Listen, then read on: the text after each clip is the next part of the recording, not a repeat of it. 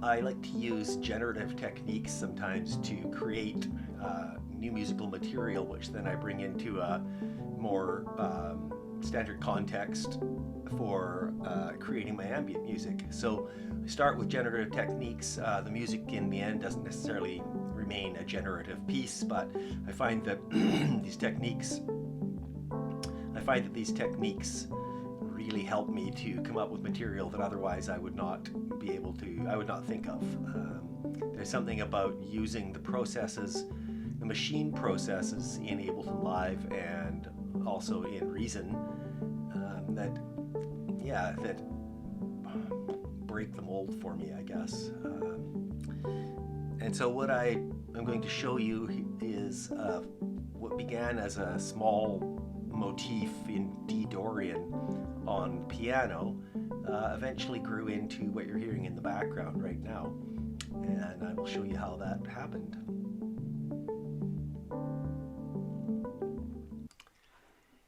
This is the original 4-note motif that I came up with, and I'll play it for you now.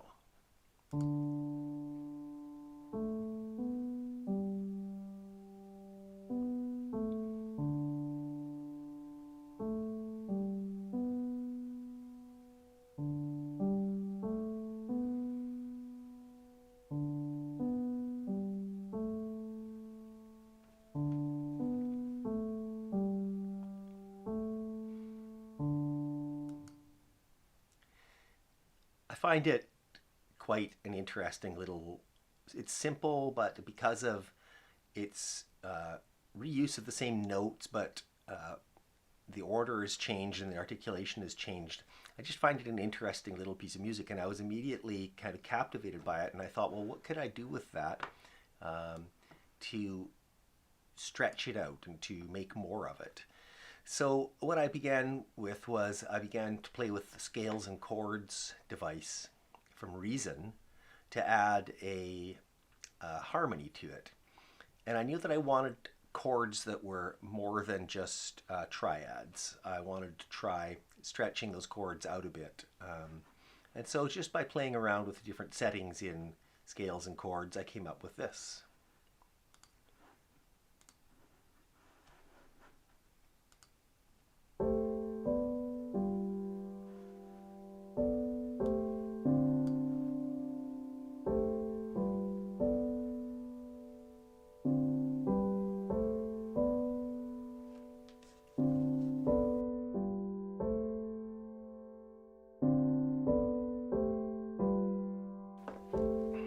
Coffee.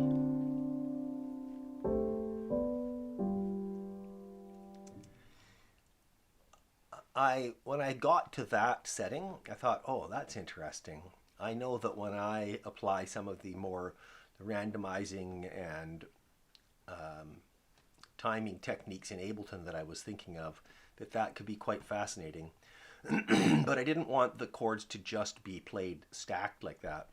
I knew it would be a lot better if they were arpeggiated, and so I loaded the dual arpeggiator device and just set up quite randomly, just kind of clicked in around here and set up some different patterns. And what I've done is I've created two slightly different length arpeggios. And because of the changing nature of the chords as they cycle through those two arpeggios, you start to get into what would be kind of a generative technique. You've got two different loops running that may never line up or only line up at only sub-elements of those loops that line up at different times. And so you'd have to do a lot of listening to get to a point where you would hear the repetition. And that sounds like this. Now, one thing to point out is that the dual arpeggio chops your gate length to a fixed gate length. And so it takes away a lot of the articulation. So when you hear it just through dual arpeggio, it loses some of its charm. But if you listen, you can hear that the note selection has a lot of material to work with.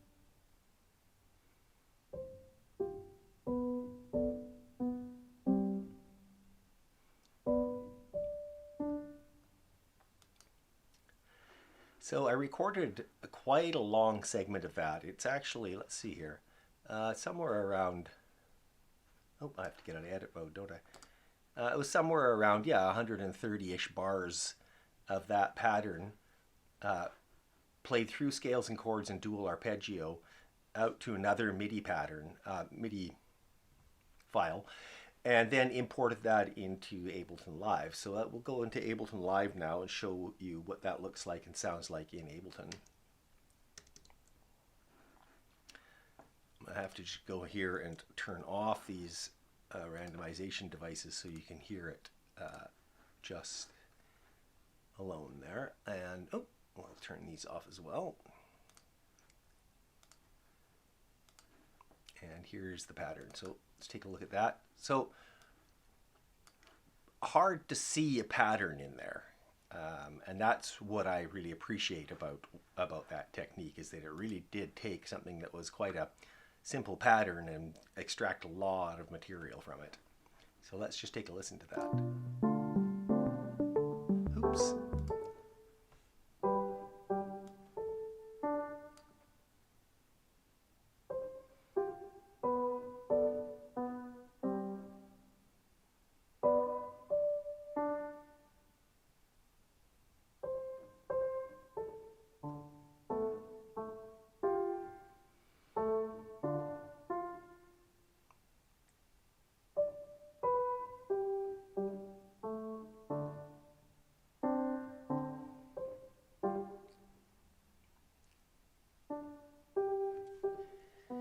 So yeah, it's rich with musical possibilities, but it lacks any articulation right now, which makes it sound quite blocky and uninteresting. It sort of sounds at this point like a cat walking across the keyboard if the keyboard only played notes in C or D Dorian. But what I think starts to happen when you add articulation is it starts to bring out that generative, sort of semi-random sound to it. So let's go turn on those devices. So the first one that I used is a Max device that just adds a tiny bit of delay, randomizes the note start by a maximum of 21 milliseconds. So not very much, but just enough. And are we playing that? We're not.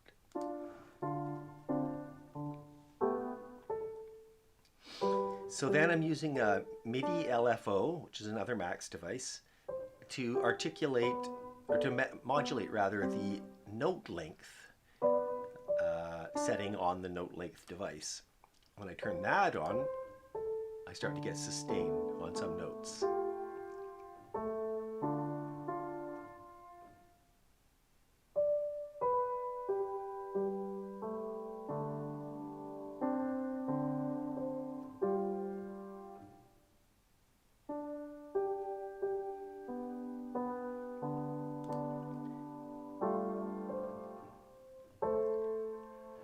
This device adds some just randomness to the note selection, which is then constrained to D Dorian by a scale device.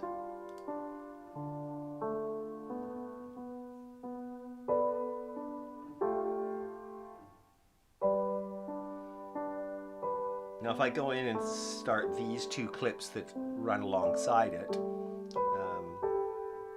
this is getting close to the sound that I want in my composition.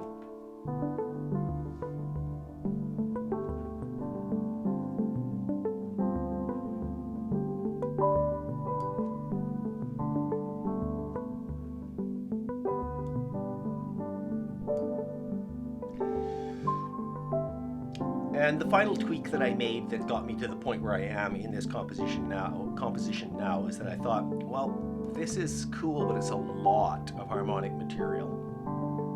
And you almost lose any sense of melody in it because there's so much in there.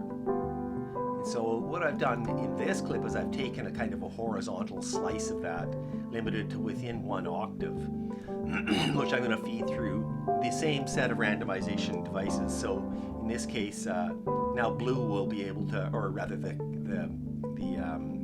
randomize device will add more material outside of that that octave, right? So let's just play that and see how it sounds.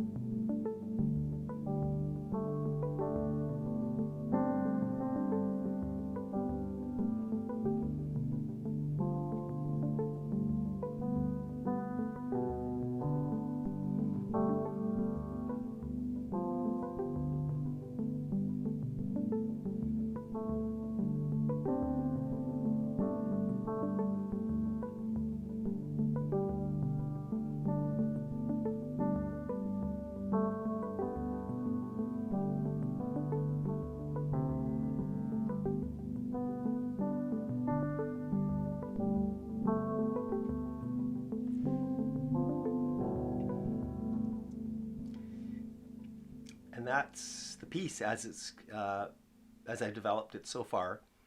I'm still going to want to tweak this, and I'm not sure if I'll tweak it in the generative part or if I'll tweak it now after it's been generated into a MIDI file. But there's many things to try, and there's lots of options still within Ableton Live to modulate this further and bring out more cyclic. I don't want to call it random because it's not really random. It's cyclic, and because it's cyclic, those cycles don't line up very often, and so it sounds random, but it's still not really random. Anyway, I hope you enjoyed this, and try some of these techniques yourself, and if you have any cool ideas for using generative techniques in your compositions, please leave a comment. And also, if you enjoyed this, give it a thumbs up. If you are interested in this kind of material, subscribe and click the little bell icon, and you will be notified when I post more videos. Okay, thanks. Have a good day.